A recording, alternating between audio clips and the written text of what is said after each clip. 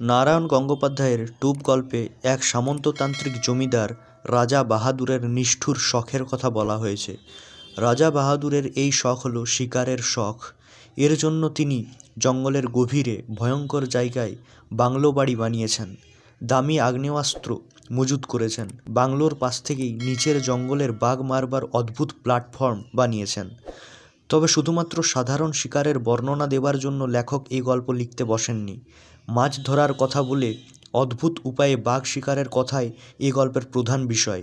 শিকার দেখাবার জন্য লেখককে আমন্ত্রণ জানিয়েও তেমন কোনো শিকার করতে না পেরে গভীর রাত্রে মানব শিশুর টোপ ব্যবহার করে রাইফেলের গুলিতে তিনি বাঘ মারেন। বাংলোর কেয়ারটেকারকে শহরে পাঠিয়ে দিয়ে তারই এক শিশুর মুখ বেঁধে কাপড়ের পোটলায় কপিকলের সাহায্যে নিচে নামিয়ে দেওয়া হয়। বাঘ সেই টোপে আকৃষ্ট হয়ে কাছে এলে রাজা বাহাদুর তাকে শিকার করেন। এক বিলাসপরায়ণ সামন্ততান্ত্রিক মনোভাবাপন্ন জমিদারের কাছে শিকারটাই বড়, মানুষের শিশু তার কাছে গুরুত্বহীন। তার এই ভয়ঙ্কর, নিষ্ঠুর, অমানবিক, অদ্ভুত শিকার মানসিকতায় এই গল্পে তুলে ধরার চেষ্টা করা হয়েছে।